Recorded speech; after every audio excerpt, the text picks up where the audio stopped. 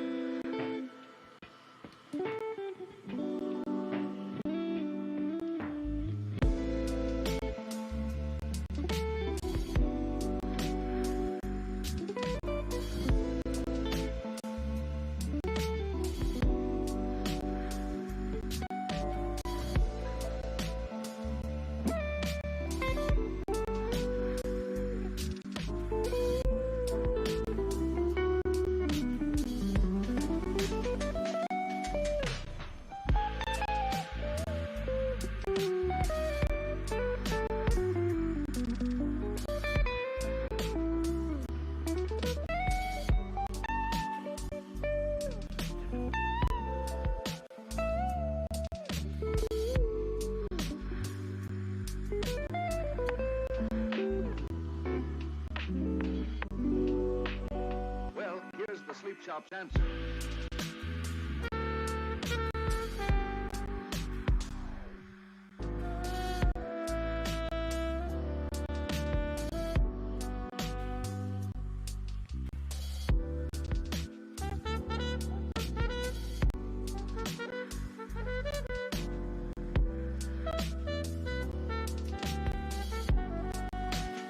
Well, here's the sweet shop's answer.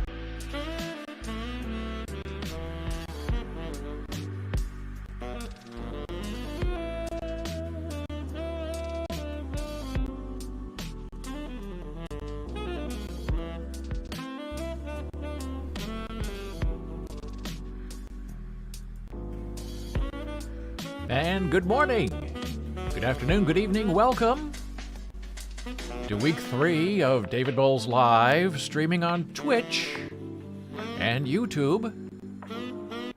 And as I was sitting here getting ready to start the stream this morning, I thought, am I going to announce every week what week we are in going live? This is week 172 of David Boles Live. Kind of an interesting idea. Probably not going to happen, but if luck were with us, 172 weeks is like 50 years. Was never good at math. We had a wonderful, interesting weekend. Can't wait to share some information with you about what has happened and what's going on. We are now listening to jazz streaming from Pretzel Rocks.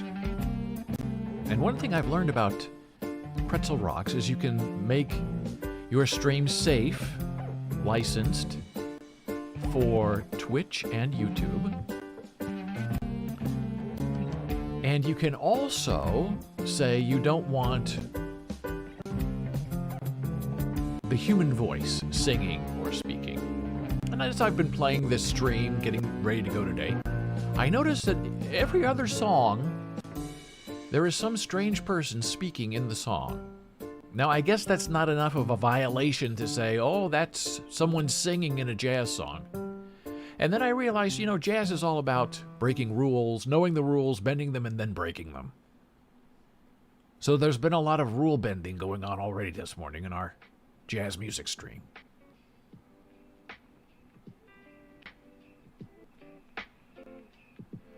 So we're into week 3, made a lot of changes so far in our stream and what's happening and how we look. I'm going to try to play some media files later instead of streaming them from the web where they can be a little hard to see in a browser. I have them local on my computer and we should be able to watch them in a little bit bigger screen, a little bit bigger ratio. So that will be a wonderful thing to work on as well. Now, last week I discussed and showed you and shared with you my knives collection. And we talked a little bit about the law and the law with knives. And I discussed how in some jurisdictions like New York and New Jersey, you cannot carry a pocket knife with you. It's considered a concealed weapon, even if it's just a little tiny pen knife you use to open letters or boxes or to cut tape. And I said, gravity knives and switchblades are also very illegal. And even if you have a little tiny pen knife, a good police officer in court, if it goes that far with you, can make your pen knife into a gravity knife, and I demonstrated that. So one of our wonderful viewers of David Boles Live sent me this very interesting image that I'm going to share with you now. This.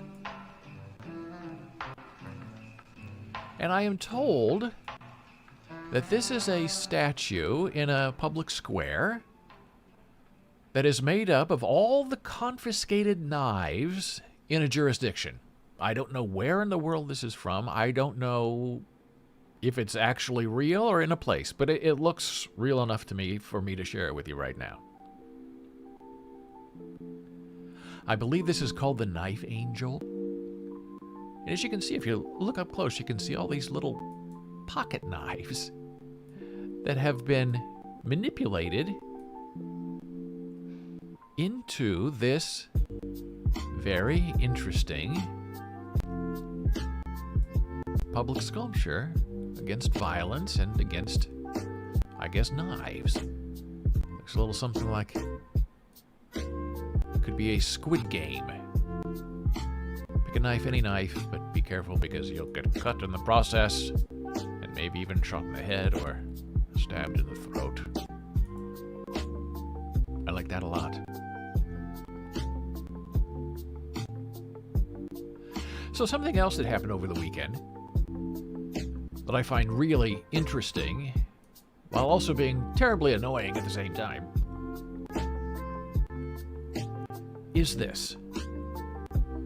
I guess Monica Lewinsky is back. And if you don't know who Monica Lewinsky is, and you were not unfortunate enough to live through the gory details of her affair with Bill Clinton, I will share with you now what that means.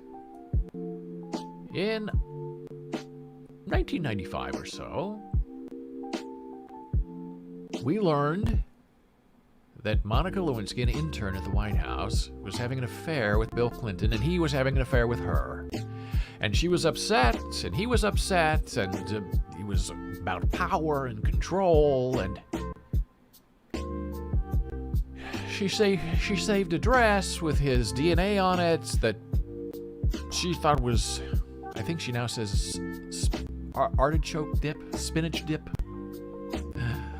Okay, so you would save a dress that you wore with the president because he spilled spinach dip on you. Okay. I don't think we believe it. But I guess she's back. Every once in a while she comes back, and she wants an apology from Bill Clinton. And she's going to apologize, but not yet, because he hasn't apologized. And she really seems to be enamored. Give them a satisfaction they couldn't get any other way.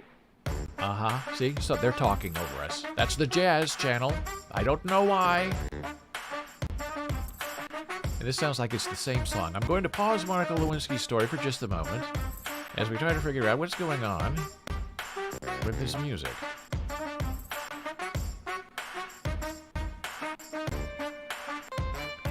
Well, I guess it's all right.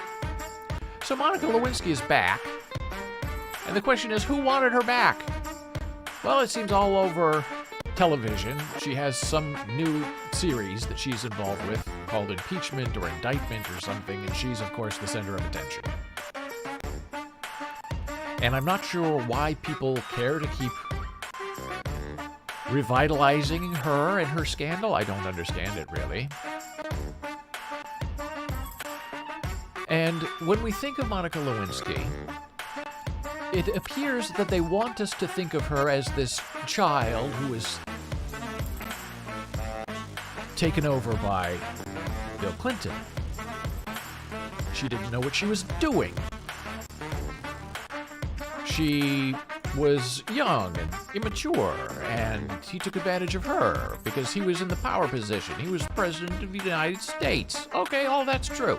All right, we take that as in evidence. In the Me Too movement, in the woke movement, Bill Clinton's a bad guy. And hey, let me show you this before we get into Miss Monica. I'm not big on Bill Clinton. I'm not big on Hillary Clinton. He ruined his presidency. The problem with Hillary is Bill's penis. I wrote that in 2016 when she was running for president. And this was her logo, if you could believe it. They changed it after I wrote this article. I'm not saying there's a relationship there, but there is no such thing as a coincidence. Where you have this red arrow poking into a blue column. An angry red arrow. Think semiotics. What is it suggesting? What does an arrow suggest? A red arrow. An erect arrow plunging through a blue dress? Who knows? What? That was not a good look for Hillary. I'm glad they changed it. So I'm not a big Bill Clinton fan. He ruined his presidency with Monica Lewinsky. Not her fault, but she was involved in it, all right? So at the time of this, when she was involved with Bill Clinton, she was 22 years old, around 22. So she wasn't a child. She may have been a student. She was an intern. Okay, fair. The power dynamic, okay. But she was not, as we are sort of led to believe by the media, some young innocent who was underage and didn't know what she was doing. I think she was fully capable of knowing what she was doing because she flashed her thong at Bill Clinton. And she did it on purpose because it was sexual and they were having a sexual relationship. And in this renewal of Monica Lewinsky in our lives, she wanted that thong flashing put into her television show. She thought it was important. I don't know why. She insisted on keeping the thong moment there. Well, okay, but that kind of puts some of the blame on her. It's not like he was just going after her. She was playing back too. So you can't say it was really a forced relationship. A little bit reciprocal. Maybe she was mind blown, mind washed, whatever, mind bended, brainwashed. Okay. Every possibility is a possibility. Then, because this is happening all over again, and you have to wonder why it's happening, you have to look at the Starr Report, the Ken Starr Report, and the cigar story of Monica Lewinsky and Bill Clinton. Bill Clinton loves cigars. Monica Lewinsky is flashing her thong at Bill Clinton. What is the cigar story? Wow. Here we go. CNN. Slate. What exactly is the cigar story? The story is that Monica Lewinsky masturbated with a cigar while President Clinton watched and masturbated as well. In another story on CNN, at one point, the president inserted a cigar into Miss Lewinsky's vagina, then put the cigar in his mouth and said it tastes good.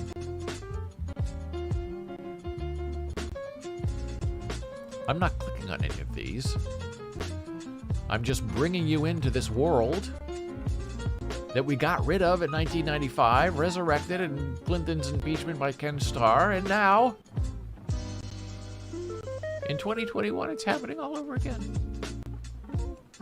It's a dark nightmare from which we cannot escape.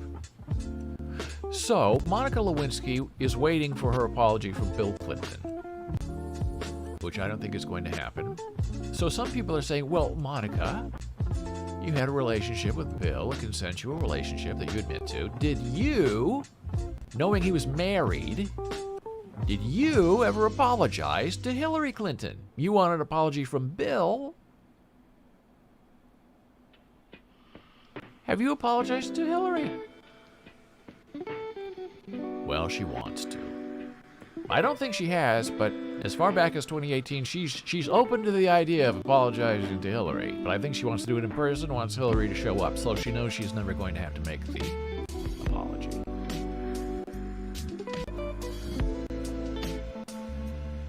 And here we go. From people, Monica Lewinsky told the Today Show she's nervous for viewers to see the worst moments of my life in her new series Impeachment. Well, she certainly seems to be really excited about being on television again and finding relevance in what is now an irrelevant story. And my one question for Monica Lewinsky is this: when are you going to apologize to us? We're waiting for your apology.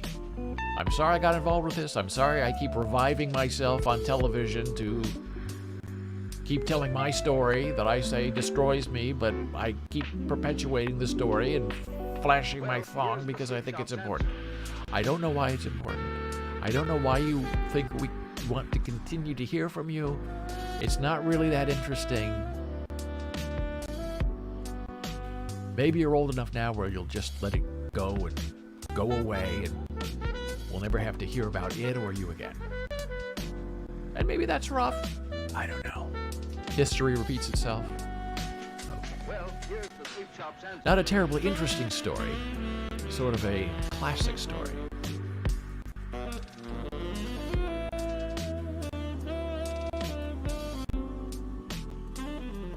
Now I'm going to show you something interesting, I hope. Just for fun, for the two of us.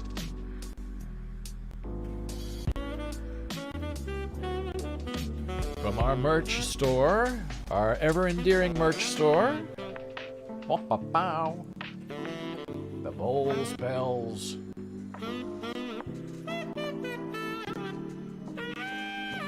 Shirt. The baseball shirt. I call it a baseball shirt. The raglan sleeve shirt. Pretty cool. Looks good. It's a little dark, especially in person when it doesn't have bright lights shining on it. But I'll tell you why, aesthetically, I like that. I like things that are there but not there. You have to look at it, you have to find it. What does that shirt say? Oh, look at that. It says Boles Bells and then .com on the side. I like it.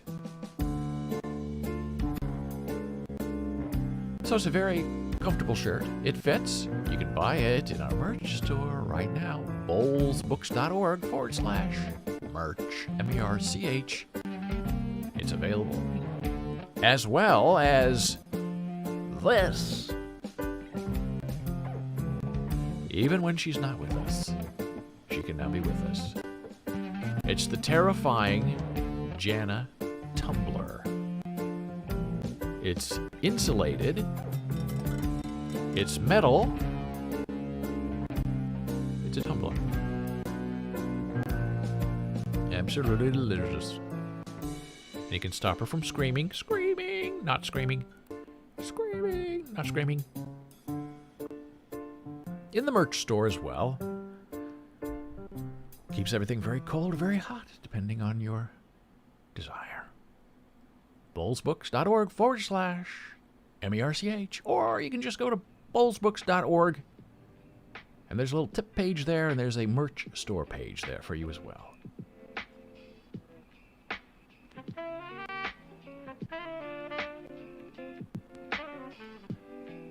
So we had a wonderful Halloween weekend, and now I'm going to show you this lovely little video that Janna made for us. This is not an ASL video, this is just a regular video, and you can see her in the reflection of the window.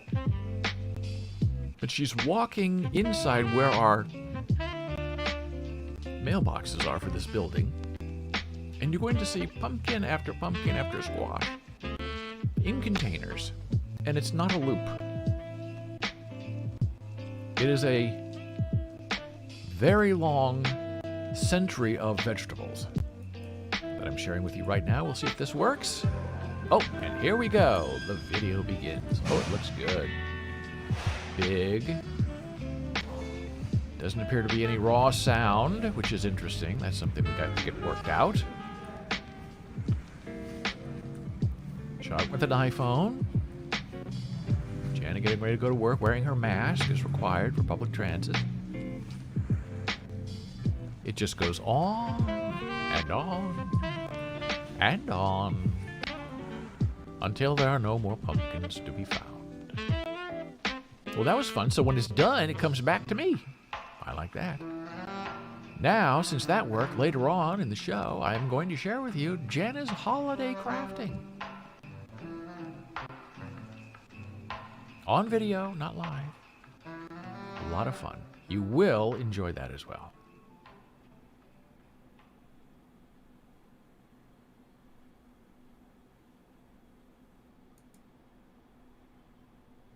Now it is time to share the delight of the weekend. Let me get this ready for you. Get rid of Miss Lewinsky. So yesterday was Halloween. And it's always fun to dress up and have fun on the East Coast. You go out. If you live in a big apartment building, you can go trick-or-treating. People sign up for it. You go, knock on a door, get something to eat.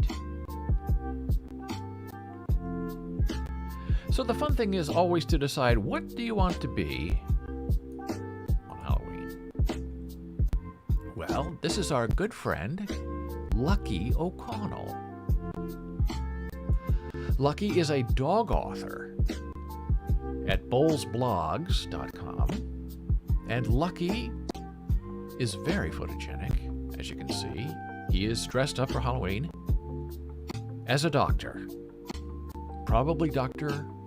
COVID. And he's ready to give you a shot and get you healthy and get you back on your feet. Tom O'Connell is Lucky's best friend. Tom is a good friend of mine, writes for me for many years, writes about movies and reviews them. It's quite a delight. And every holiday we get a little hello from Lucky. And this is just so cute, you can't hardly stand it.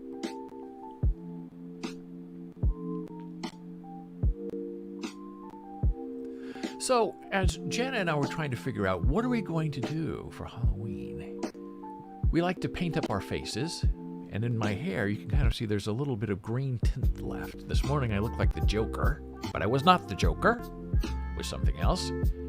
Janna decided she wanted to be an evil butterfly.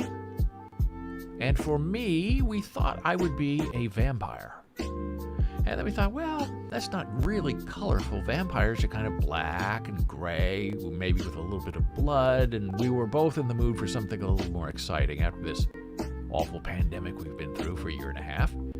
So Janna decided that I was going to be this.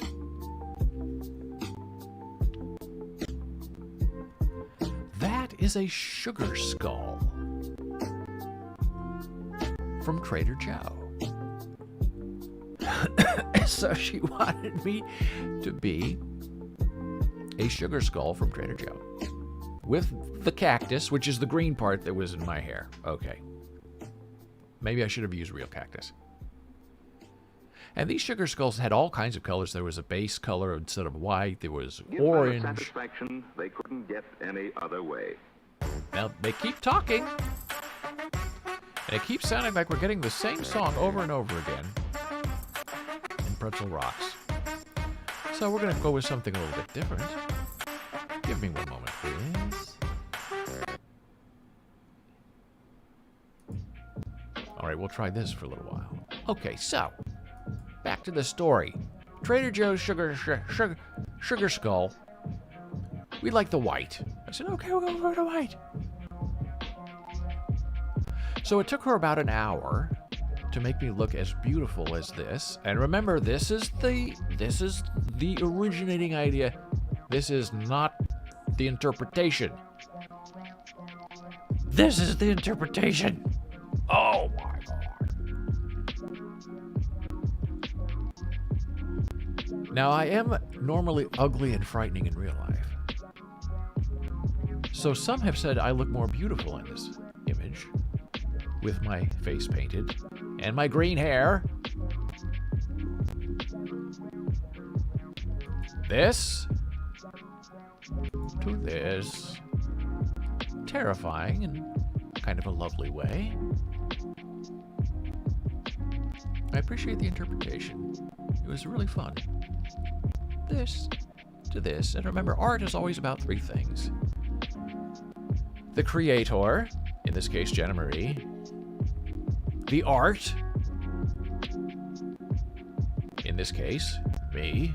And the observer, which in this case is you. So you are the final evaluator of the creator and the object, the art. Is this? But I like the design so much I didn't stop there. I took more photographs and I shared them last night on my social media. Here's my beautiful face. I scared my face. And here are the photographs that I posted. These are all taken with my iPhone. I don't even know what settings they are. I just turn it on and start taking photographs. I like this one too. This is very dramatic. This is, I think, is an error because I was too close. I don't think it's supposed to look like that. This also was an error, but I like seeing Janna Marie in the background. So I'm in front of a wall, but the filter, I guess, doesn't really show it very well. And here's another one. With, I guess this is a spotlight something. I don't know. I don't take a lot of selfies. But when you can hide behind a mask, you don't mind taking a selfie. And here's what we look like This is the Twitter page. There's my avatar. There's my... I call that the mugshot. My bigger photograph of myself.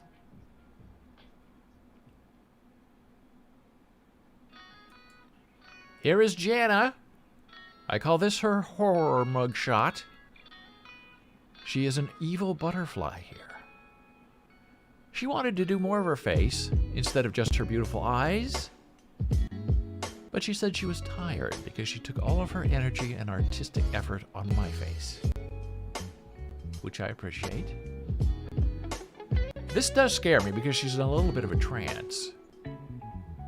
And she just kind of stood there for a few minutes while I took her photographs. and she didn't move.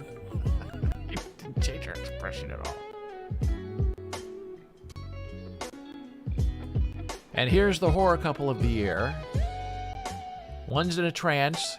The other one is very beautiful, looking like a sugar skull.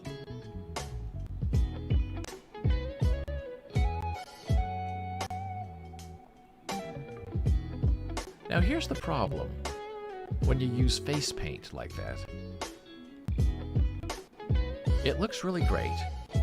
And when you use white face paint, body paint, you have to put a lot of it on to make it look white. Otherwise, it just makes you look pale. So that white is really caked on. We used most of our white to get me there, which is probably why Janna didn't get any white on her face, because she used it all up. The problem comes when you try to get that off your face.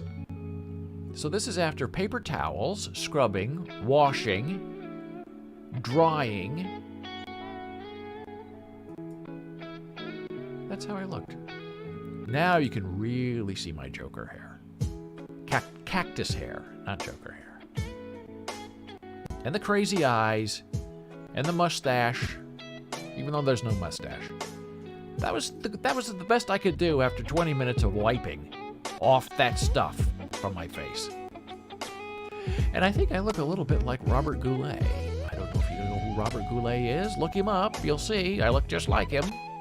And then I thought, well, isn't that funny? On Halloween, taking off my mask, I look like Robert Goulet. Now that's a joke that you probably have to be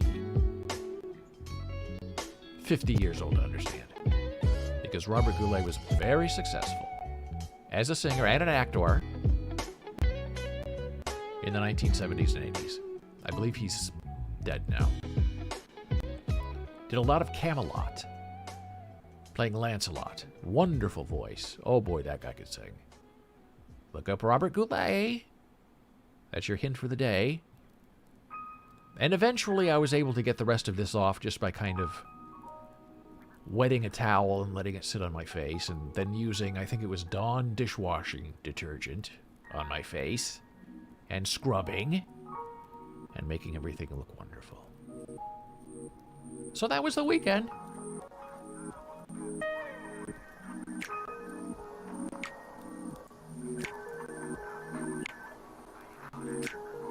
Now we're going to take a very brief, but not sudden, intermission. The blood pressure intermission. I'm going to be back in just a moment. I thank you so much for being here.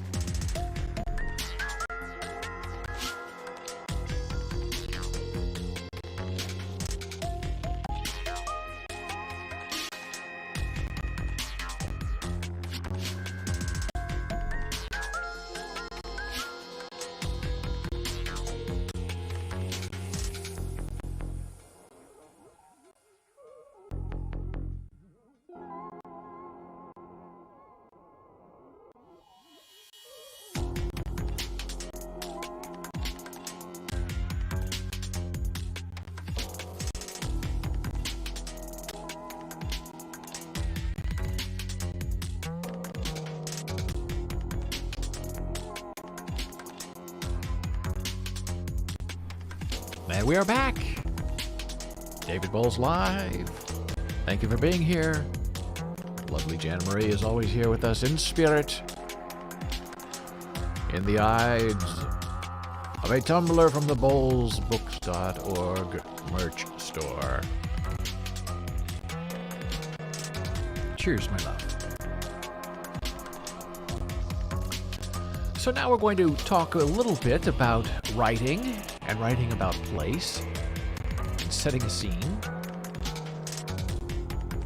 And we're going to do that using the brilliance of Miss Willa Cather. Now, a story is a collective imagination, and it deserves the author and the reader. And if you want to think of writing as an art, then the object is the book. And where do stories come from? Where does inspiration happen? And those are important considerations when you're trying to figure out what are you going to do with the rest of your life when you're creating a life on the page. Some people just like to get into a story, an explosion, something happens. Others like to take a more poetic approach, like to paint the scenery, paint the people, construct the town, so you know exactly what's happening where you are, and it sets a very specific sense of time and place. And Willa Cather, a Nebraska author, is one of those, alive and writing in the 1900s. And one of her most wonderful books is called O Pioneers.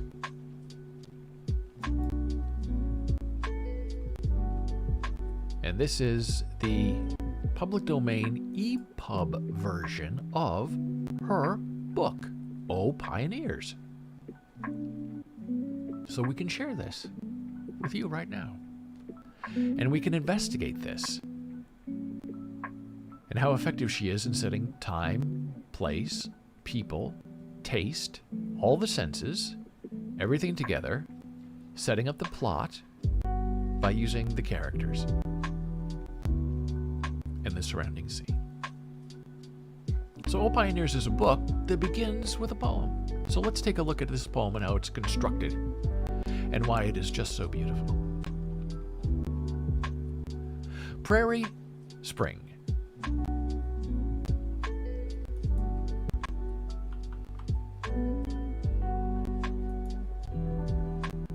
Prairie Spring.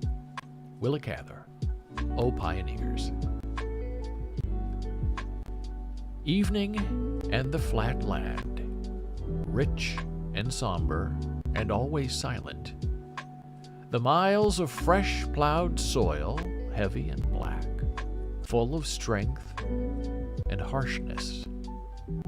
The growing wheat, the growing weeds, the toiling horses, the tired men, the long, empty roads, sullen fires of sunset fading, the eternal, unresponsive sky. Against all this, youth, flaming like the wild roses, singing like the larks over the plowed fields, flashing like a star out of the twilight.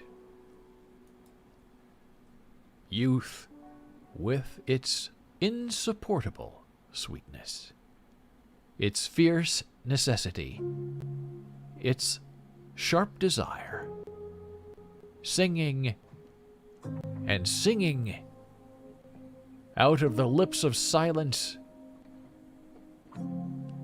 out of the earthy dusk. Now, right there, that little poem is amazing writing. It sets up the whole idea of what the book is about. It's the land and the needs and the suffering against the love and the sweetness of the people. So let's take a look at the very first paragraph of O Pioneers and see what that sets up for us as a reader. Part 1, The Wild Land.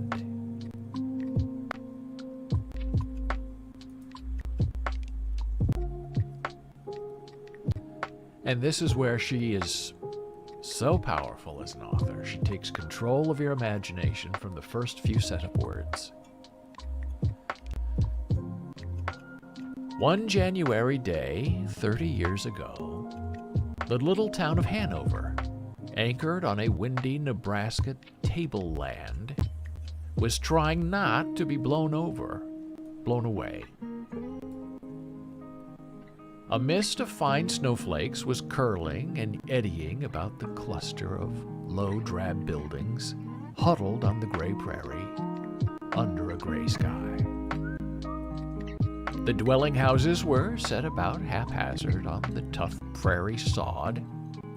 Some of them looked as if they had been moved in overnight, and others as if they were straying off by themselves, headed straight for the open plain. None of them had any appearance of permanence, and the howling wind blew under them as well as over them.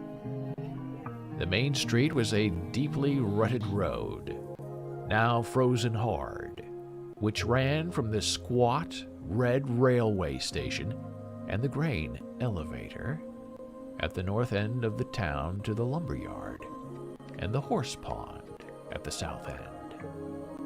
On either side of this road straggled two uneven rows of wooden buildings: the general merchandise stores, the two banks, the drugstore, the feed store, the saloon, the post office. The board sidewalks were gray with trampled snow. But at 2 o'clock in the afternoon, the shopkeepers, having come back from dinner, were keeping well behind their frosty windows. The children were all in school, and there was nobody abroad in the streets but a few rough-looking countrymen in coarse overcoats, with their long caps pulled down to their noses. Some of them had brought their wives to town, and now and then a red or a plaid shawl flashed out of one store into the shelter of another. At the hitch bars along the street, a few heavy work horses, harnessed to farm wagons, shivered under their blankets. About the station, everything was quiet, for there would not be another train in until night. Well, as a Nebraskan, as a writer, as an author, you read that and it's absolutely shockingly good. It's like a movie. It's the beginning of a movie. It's visual. It sets the town, the people. You're right there on the street with her, looking around, looking in this window, looking at those people over there, and you're thinking, my, what a wonderful world this is. And it puts you in a little bit of awe about what happens and what can happen to a life on the prairie. So place, time, people, the plot is in the place.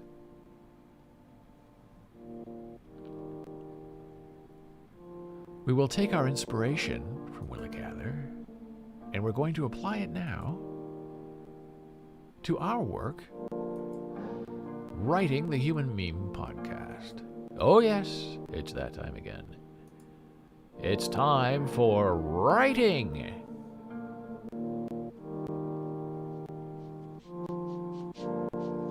With me, David Boles, live.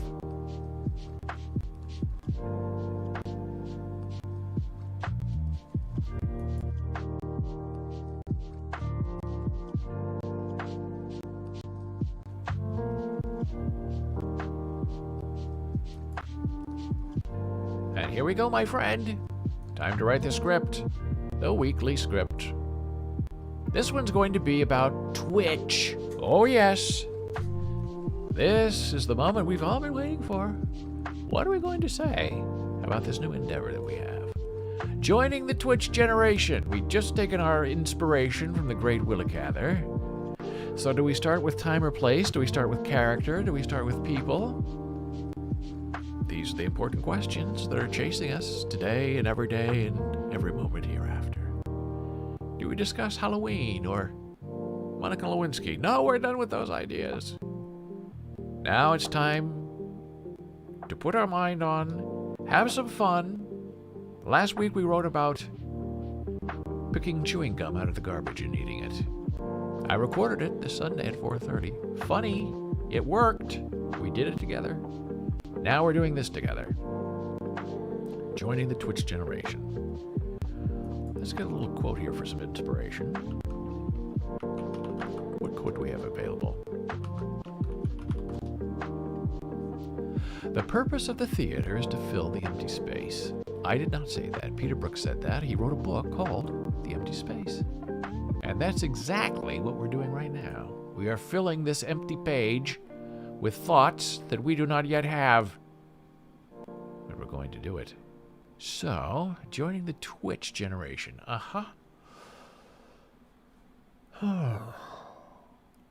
Now, the Pepsi generation is something that if you're too young, you don't know what that is. But if you're from the 80s and Michael Jackson, the Pepsi generation was a big advertising scheme that was really rather successful.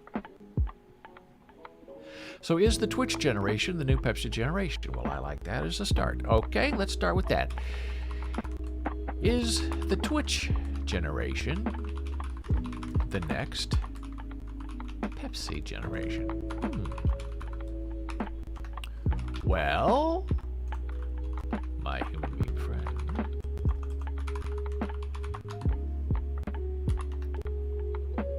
we don't know yet. The Pepsi generation was all about selling soda. Pop, if you're from the Midwest. Now, that's one major thing you have to be careful when you're on the East Coast. People around these parts call soda pop soda.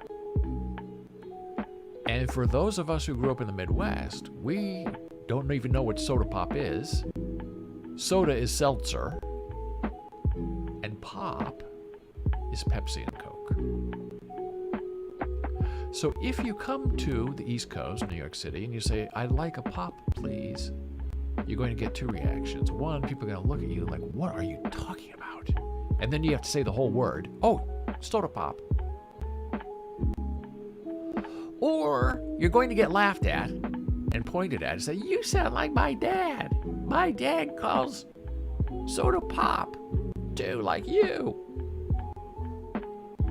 Now, I just call it pop. I don't care. People can make fun of me. They can look at me askew. I don't mind because that's what it's called. And I don't drink pop anymore anyway. So it's not really even in my vocabulary. But can you imagine the Pepsi pop generation? See, pop is also musical, right? Pop music.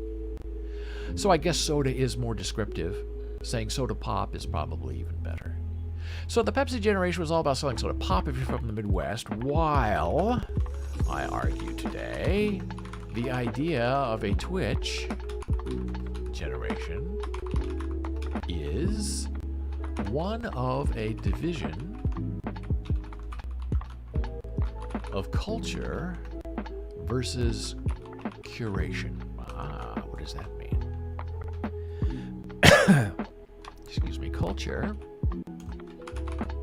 In that, Twitch sets the tone for live streaming and what it means to perform daily on your own television show.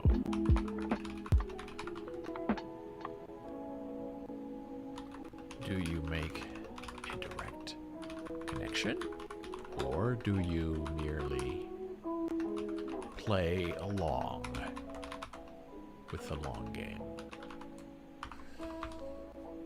Now, curation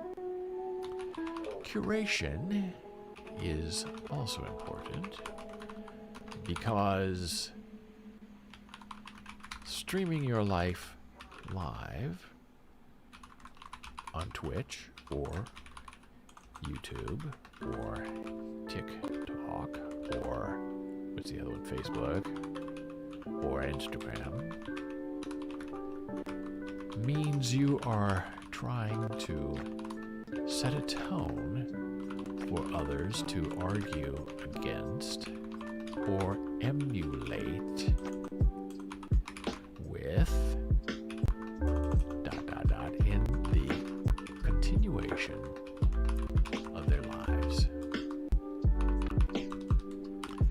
Twitch, I have learned the hard way, is rather young. People my age, those in their ancient 50s, appear to have no idea or clue or interest in anything remotely twitchy. Ah, yes. If you want to dive into the middle of a culture gap and find yourself swimming alone, join Twitch as an old person and die in the center of writing a human meme podcast script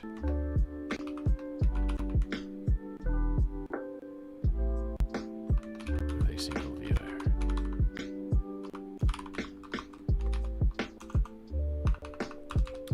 So Twitch may be more about content, entertainment, rather than learning or engagement or conversation.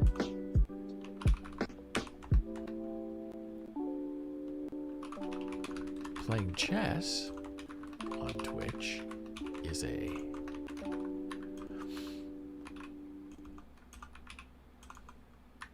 combination of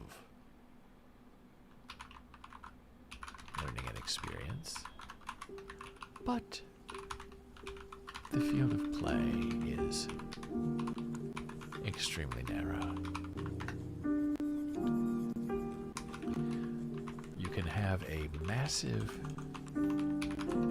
viewership if you know what you're doing and you have the experience to take the relational idea and apply it to the everyday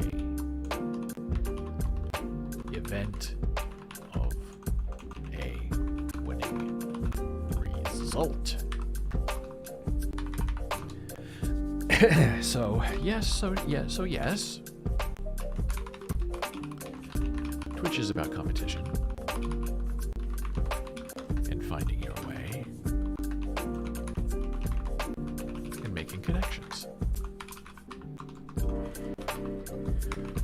What do old people have to say or share on Twitch? What does it mean to live stream a life in concert or in jeopardy? Well, to me it means perseverance. It means having a plan and sticking to it. People may follow you or be interested in you or not. You will soon find out. If you have a resonance that rings and reverberates beyond the self. That, my human meme friend, is what calculates the difference between being and merely performing.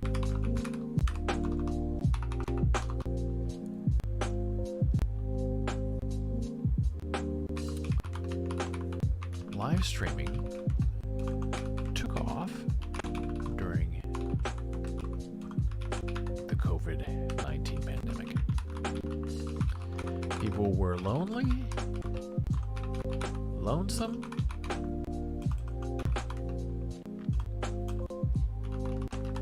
and stuck at home. Through their cameras and televisions, they could watch and interact and chat with new ideas and bigger people than they could in their own neighborhood. How does one continue to grow a closed community online? If the real world is once again open, is a live stream still a viable means of meme communication? In my limited experience as an old age live streamer, I have to wonder about the value of what is being missed. There's an old saying in education that teachers pitch knowledge, but it is up to the students to catch what is being taught.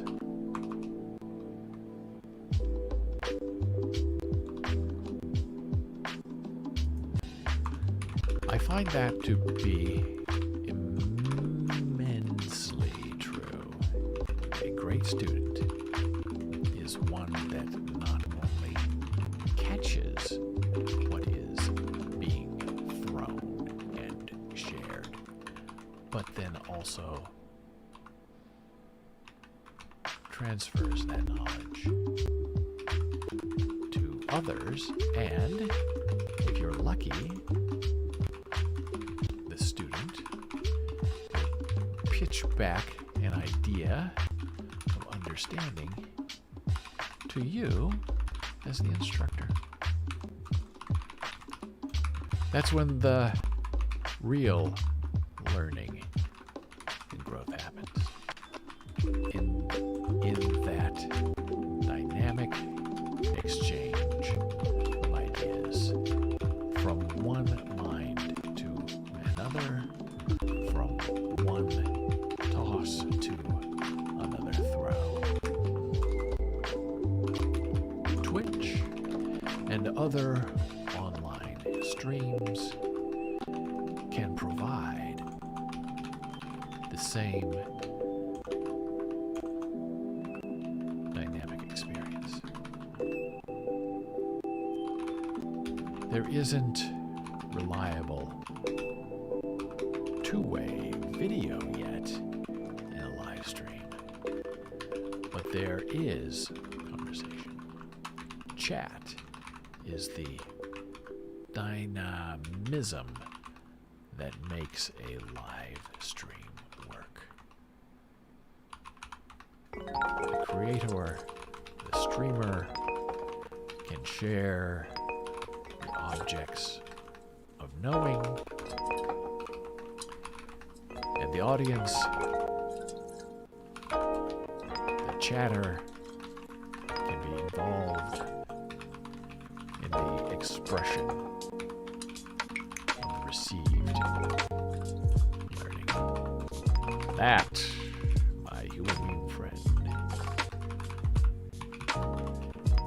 is the beauty of the experience.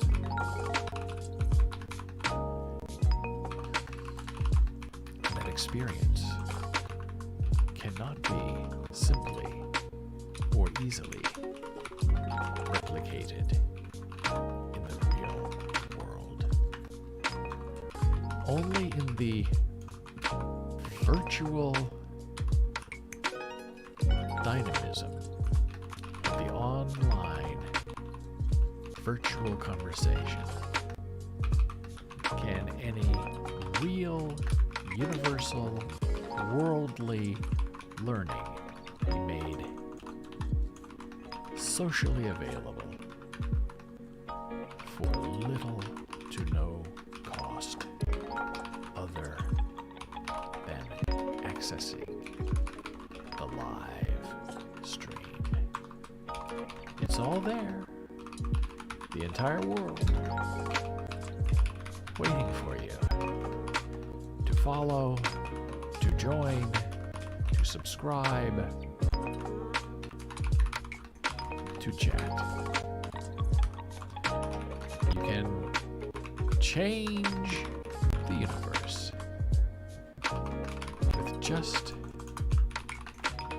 a little interaction.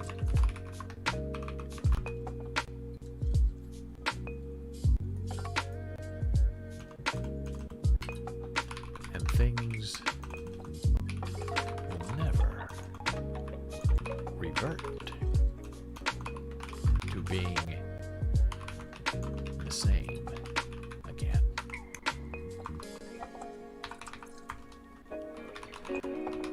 Please follow our live stream on Twitch,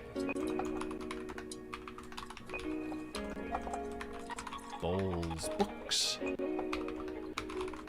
where Janna and I share the secrets of knowing and the pleasures of learning together and with you.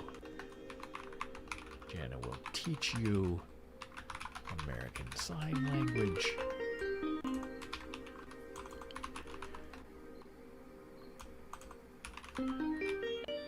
using total immersion, and I will always do my best to share with you the truth I have come to know. Find us also streaming live for now on YouTube, the Boles Blues channel, and also visit us online at Boles Books on Instagram, Boles on Facebook, and David Boles on Twitter. We thank you. We shall see you soon. And with that, we're going to take a tiny little break. Back in just a moment with more.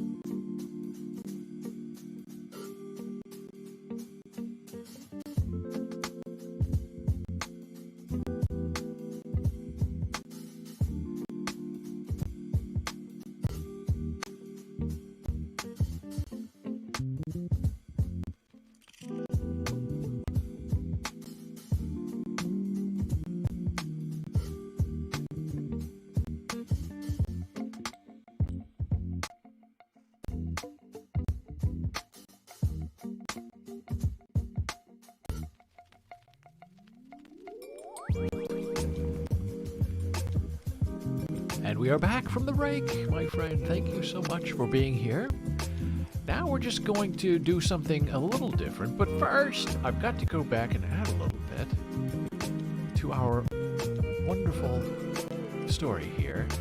That's an important thing that needs to be discussed about these online things, viewership.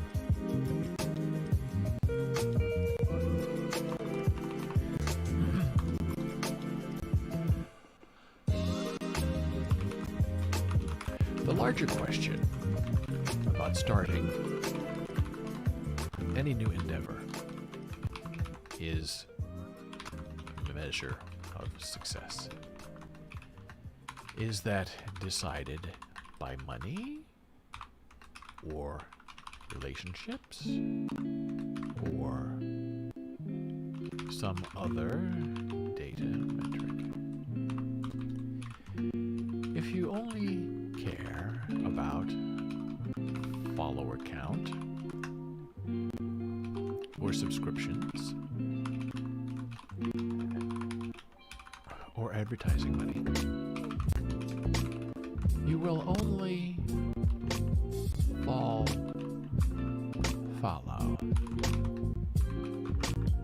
to the hollow halls of the lowest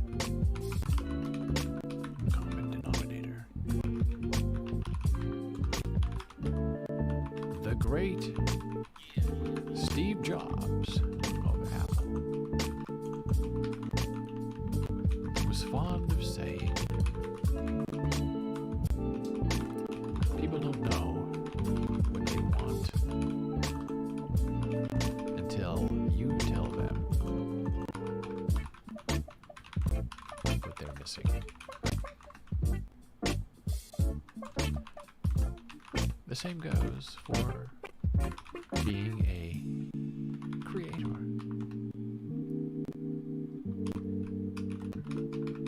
You follow your own path. You define your own light, and perhaps people will find you and follow you. But if they do not, or if they don't subscribe to your way of thinking right away, that's okay. Keep the faith in yourself where it belongs. Do what you know is right and best, and others will always find you. That I promise you. Okay, that's good. It gives us a nice rounding off of ideas and conception. At least that's the idea. Now remember, what we do is we hold this for a few days to let it sink in and soak, and then we get together and we rewrite it as a script for publication and performance. Because that's exactly what a podcast is. It is a scripted performance. If you're doing it right. Otherwise, if you're just kind of blathering on and on and on, no one will have any idea what you're talking about.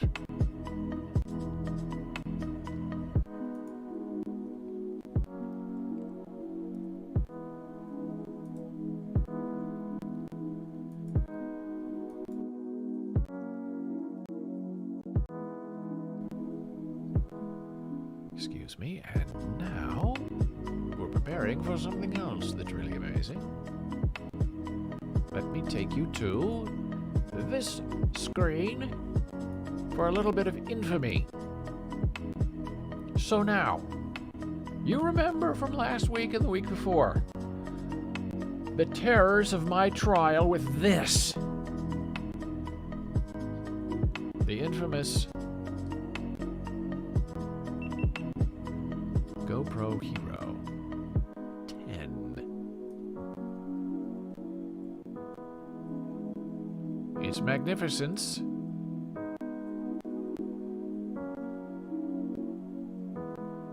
in black. Now, we tried to use this as a streaming cam because you're told you can stream with this thing. It doesn't really work. It gets overheated. So we're back to our Logitech Brio, which is working all right, but you can see it kind of jumps around a little bit as it tries to focus on me. So we're now using this to shoot one-day exercise videos. Janna Marie, when she can't be here live, we will record her lessons. We might take tours of the area and the neighborhood using this GoPro. Okay, so that's the idea, but the execution is something entirely different that I learned over the weekend that I'm going to share with you now. Janna Marie created a wonderful American Sign Language holiday crafting show for you over the weekend in the middle of face painting. And it was about 20 minutes, which is not that long when you're recording something. But I have subsequently learned that it's a long time for the GoPro Hero.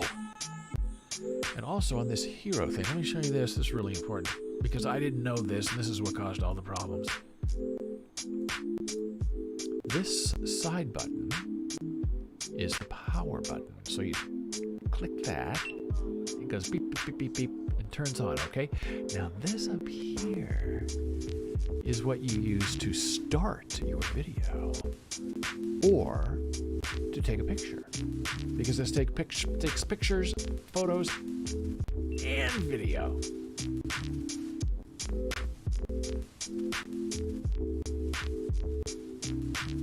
And so we shot this video of Janna Marie in 4K, 30 frames a second. All right. Okay, so that's done. All right. So I have this on a tripod, and I keep pushing this button, and it turns on. Okay, it turns on. Okay, we're not recording because I'm just turning it on. Well, it turns out it was recording. So she's out there practicing. I'm setting things up. I keep hitting the button when I think I'm turning it on, and I keep hitting the button when I think I'm checking how much battery we have, and it turns out that I'm recording her for 2 hours. And I didn't know I was recording her. And she didn't know she was being recorded. So there are like 10 videos on this thing. I guess it's my fault, but I didn't know it goes this way too. Okay.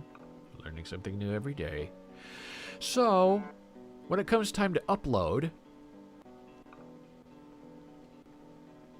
and it doesn't, I'm supposed to be able to take the videos off this thing and put them on my iPhone, and then my iPhone loads them up to the GoPro Cloud, and then the GoPro Cloud processes it, and then I download it, and then I upload it to Vimeo, where I then download it so I can play it locally for you here. So you see, it takes hours, which is fine because that's video production. That's how things work. But what I did not realize is that this lovely GoPro Hero 10 is set up to record like 1 minute, 2 minute things in super high definition. I read, trying to figure out what was going on, that the average length of a GoPro video is about 1:30. So what happens is when two things happen. Did this turn off? No, it didn't turn off. We're still going. So what happens is you turn this on.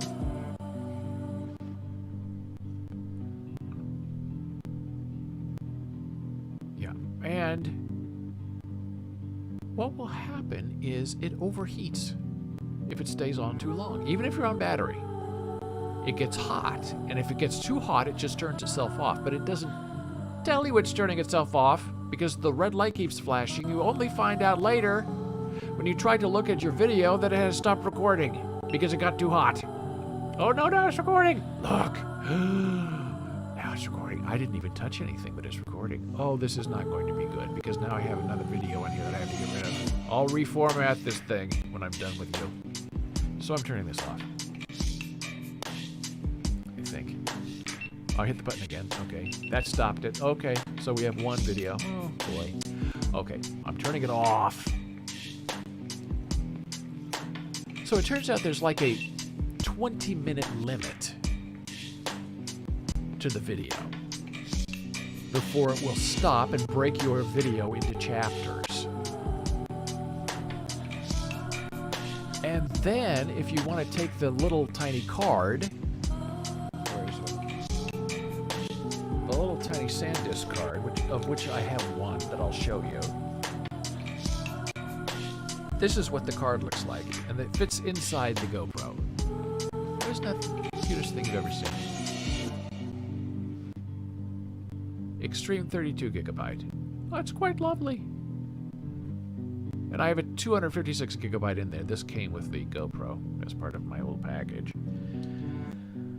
So if you take this and put this into this, which then plugs into my computer as a USB thing that allows me to read it. I also have another one over here that I discovered that I have, which is a USB-C thing for my Mac. HDMI on this side, and here are all the ports. So the SanDisk thing goes right in here. So this is all new, and in some ways, I guess, luxurious.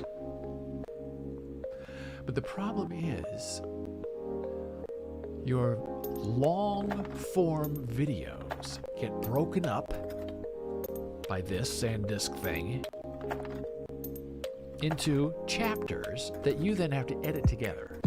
But if you don't know exactly how many chapters you have to kind of figure out which video goes with which video. Now, if you just, which I learned I could do, upload everything from your camera, upload it to the web, the GoPro web, the machine and the software will stitch the individual chapters together for you and make one long video that you don't have to put together yourself. So that's a tremendous advantage. And I would love to do that by transferring this to my iPhone, but it can never find the Wi-Fi for my iPhone. It's very, very frustrating. So the direct works best. So you can either edit that yourself, which I don't recommend if you don't have a lot of time, or you'll just be patient and let the GoPro put it all together for you. So then you're on the GoPro website and you want to download it so you can upload it and embed it using what we use as Vimeo. So when you're on the GoPro website and you download the video, this is what you get.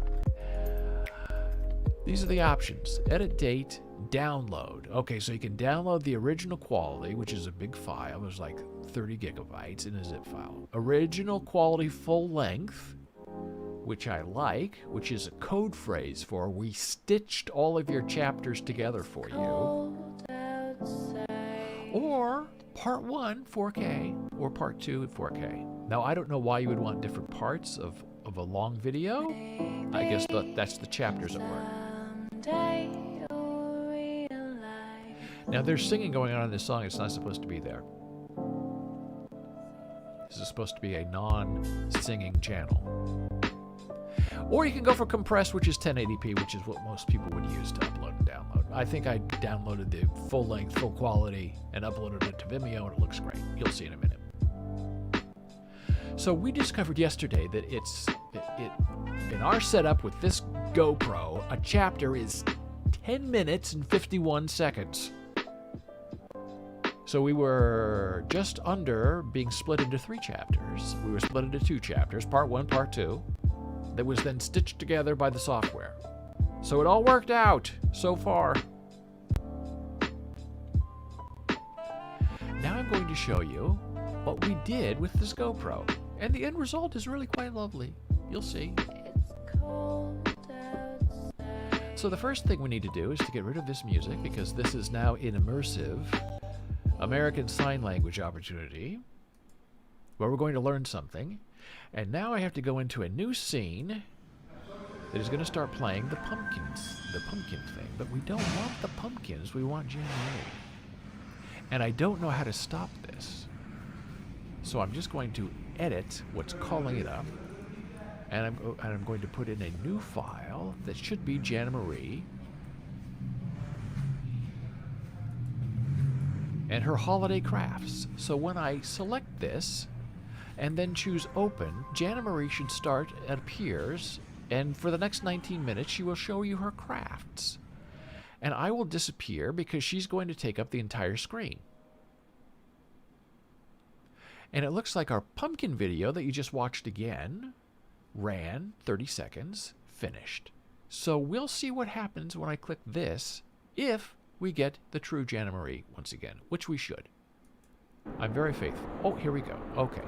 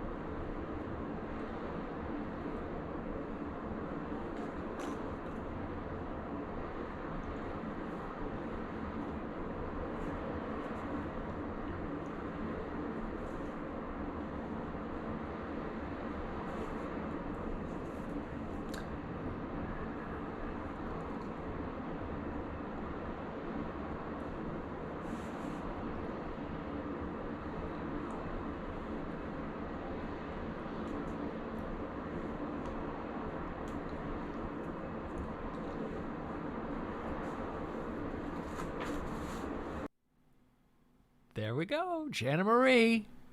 Love that video. So if you have something you'd like to share with Janna Marie, if you have your own kind of special sort of craft, you can let us know here in chat. Let's put a quote up so we know what we're talking about. There's a quote. That's how chat works around here. The purpose of the theater is to fill the empty space. Peter Brook. We just had that quote earlier in the stream. He wrote a book called The Empty Space. You can also find us on Twitter at David Boles. Send us a DM. Address it to Janna Marie. We are here to find her for you. So we also plan in the future to have more crafting specials with Janna Marie in ASL, but you don't have to know ASL to understand what she just shared with you. It was really quite lovely and wonderful. And we also have some plans for her to actually have a little craft show where she doesn't just show things off that she's created, but that she actually creates in real time with you, using ASL and gestures and maybe some home signs so everyone can be involved, no one is left out. That's part of our grand plan. And we've had a wonderful stream today. I'm so glad you were with us. And to top it off, it's now time for the moment we all dread. This.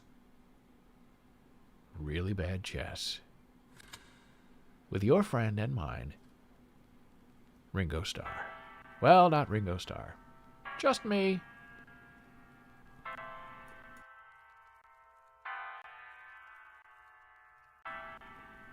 Now, one thing I discovered over the weekend when I did play some jazz is that I'm not as bad in real life as I am online.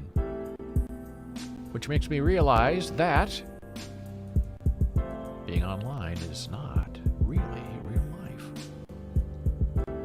I guess I get nervous, especially when we go to Chessable and we play together, and I'm learning with you, and I see all the mistakes I make. But when I'm here by myself with all the lights turned off and it's just me against Chessable, I do much better. I think it's because I try to ration out my ideas and reason out why I'm doing things the way I'm doing things.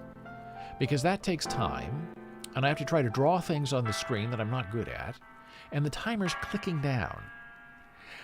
But so what? That's what we're doing together. So we're going to do this for fun and our future.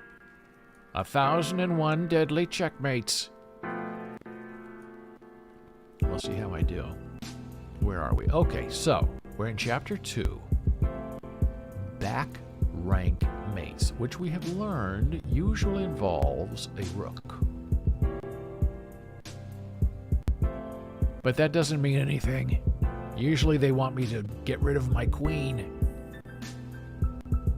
They love the queen sacrifice. And it's good because you shouldn't be too reliable on your queen. She's very powerful. I wish this would go right to where we're supposed to go. All right, so here we go. Solve. Here we go. Ooh. Click here for the problem solution. So that means I have to make 4 moves. And I'm going to be on a timer. And I'm going to be playing white because this button is white. When it's black, as you can see over here at the top, review moves, black, that means you're playing black. So sometimes I forget that, and I forget what color I'm playing. But today I know I'm white. Solve. And the timer's on. All right, so I'm white and I need to get that king. So my initial feel is that it's going to be a rook because it's a back rank rook. And I want to go here and put the king in check, which I do like, but that I usually get wrong under these circumstances. And then, eventually, I'll probably go here to go this way to get that king. But there are lots of things that can be put in my way.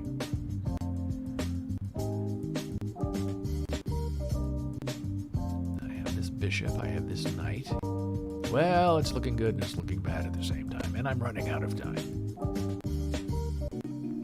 But we like to do well. We don't like to be embarrassed on our own live stream, so we'll just do it and see what happens. Ah, that was the right move. Oh, Halloween masking is working. So that's good. So now, the next logical move is that this rook will go down here and put the whammy on the king and put the king in check. And there are two things that will likely happen. One is this rook is going to go here and say, get out of town. Or they might move this knight here, blocking the check and say, get out of town. Then I'm going to have a problem because I don't know what to do next. But I guess it's all going to depend on how black decides to play this. And black always likes to play it very deviously because in many ways they're trying to trick you because this is a learning experience. So I'm going to go for this and see what happens because my time is running out. It was the right move. All right, so I've made 2 moves out of 4 successfully. I'm at 100%. Now I have to figure out my next move. This can always be tricky.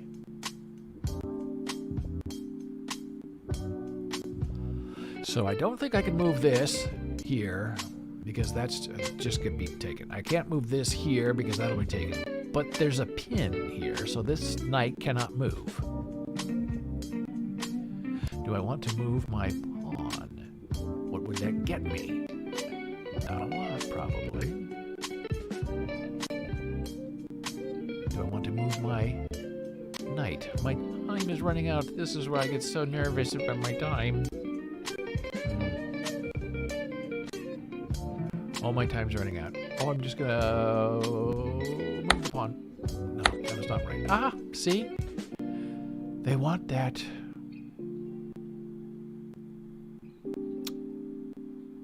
They want the sacrifice. They love a sack. I don't have a queen, so they want me to sacrifice my rook. Okay, so now they're going to make me make that move, so I learn my lesson. So rook takes knight. King takes my rook. Now what do I do? Now it's very clear that this rook becomes involved and goes down here and puts the king in check again. Whammo. And then what?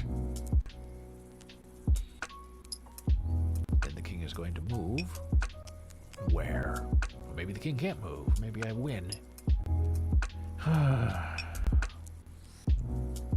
That's probably what's going to happen. 1, 2, 3, 4, 1. This knight can move here. Put the king in check.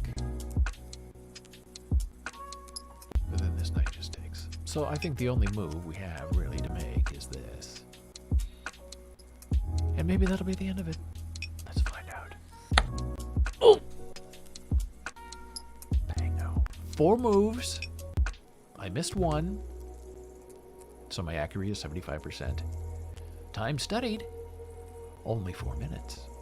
And I gained 120 stars.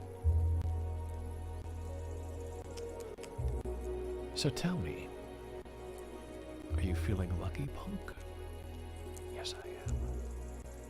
1 more. We're playing white again. Okay, here we go. Now I'm getting nervous. Okay, back rank check, which means it's going to be a rook.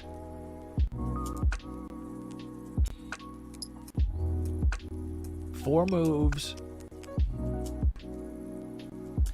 So naturally, you want to go here to here. Put the king in check. Right? And then the king is probably not going to move. This bishop is going to take. And then you can take again with this rook, perhaps. Put the king in check, and then the king is going to move here. And then you got to figure out what to do next. And that's what I'm not good at. But I think I'm out of time, so I got to make a move. Hi-ya! Oh, the right move.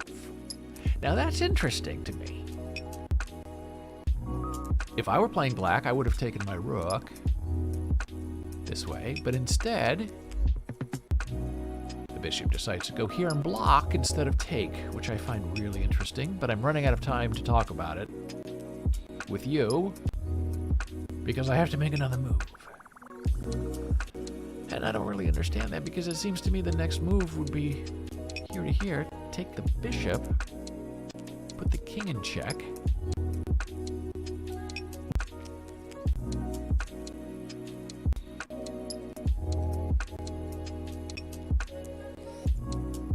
It doesn't make sense to me why black would do that.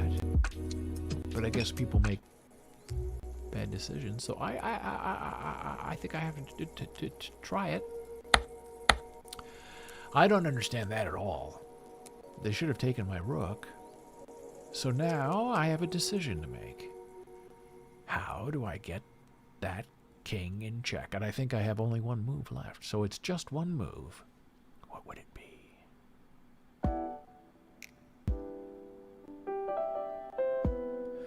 Well, the only place the king can really go is here to here. So how do I pin that? Oh,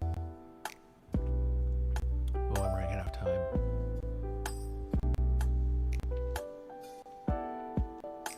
Maybe this bishop takes that bishop and puts the king in check. Now that would be interesting. And I'm running out of time. A knight doesn't do anything. A knight move is not going to work. So I think I gotta try this. Oops, running out of time. No, that was the wrong move. Okay, so that's the move. Bishop checks that way. And the king moves that way. And then what?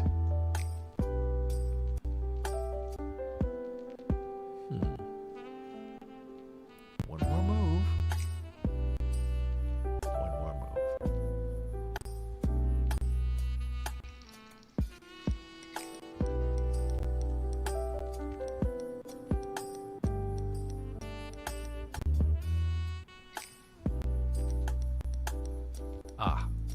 This way.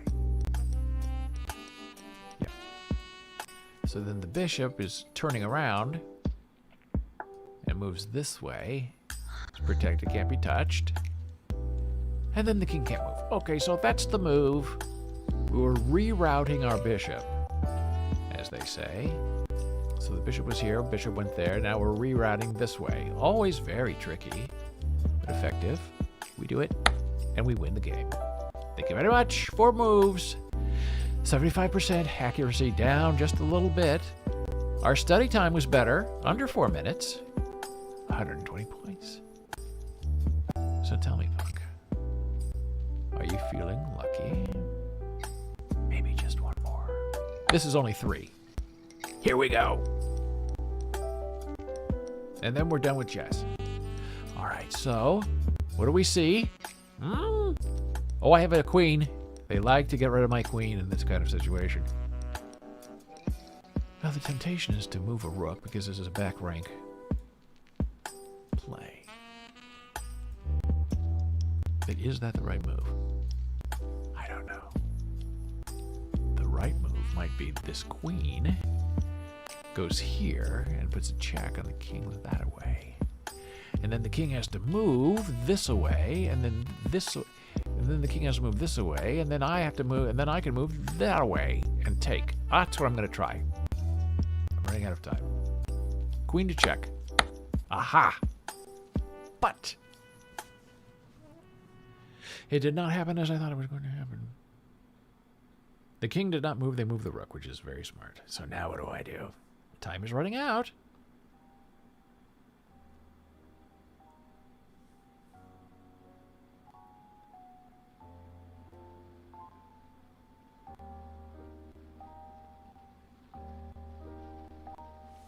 Well, I don't really know. This rook here is very magical and wants to do something, but that won't go well. Well, I guess it would go well, because the king could take. The king could take. I'm running out of time. But the rook can't take because then the queen has that pinned. So it's a back rank mate. I've got to move. Try it. Ah, okay. That worked well.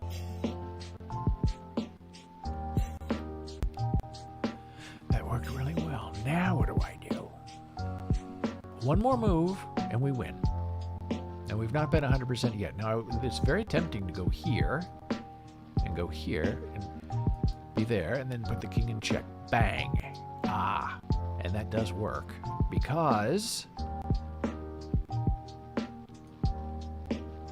the king can't go here because my pawn is here. And the queen could take, but for what purpose? She would just be taken by my queen from here to here. So, that's the answer. I'm very confident. Final answer. Make the move. Be the groove. Oh, baby. I almost didn't do this one with you, but then I saw it was only 3 moves instead of 4 like the previous 2 puzzles, and I thought, okay, we have time. And it worked. 3 new moves, 100%. 2 minutes and 45 seconds instead of 4 minutes, but I only gained 90 stars instead of 120. But I'm very content with that. And with that, I say hello and goodbye. I have enjoyed our time together today. It's been a wonderful stream. We talked about Monica Lewinsky. We had a tour of the pumpkin patch inside of our building. We had holiday crafts with Janna Marie. And then we got some wonderful insights about how to write character and place and land by studying a bit of Willa Cather. It's been a good Monday, and Mondays are not usually this good. But today, we've made a difference in our lives, and in the lives of others, we always hope. If you have any ideas, or thoughts, or suggestions on what you'd like to see in this live stream, for a topic, or if you want to write together, like we wrote our Human Being podcast script together, just get in touch, let me know, here in chat. Find me on Facebook. Facebook.com/BOLES. Or visit us at bolesblogs.com or scriptprofessor.com, humanmeme.com, hardcoreasl.com. Or you can just go to Twitter, find me at David Boles, and send me a little message and let me know your thoughts and feelings. Thank you for being here today. I enjoy you so much, and I will see you again with more fun things to do on the morrow. Be well and take care, my friend.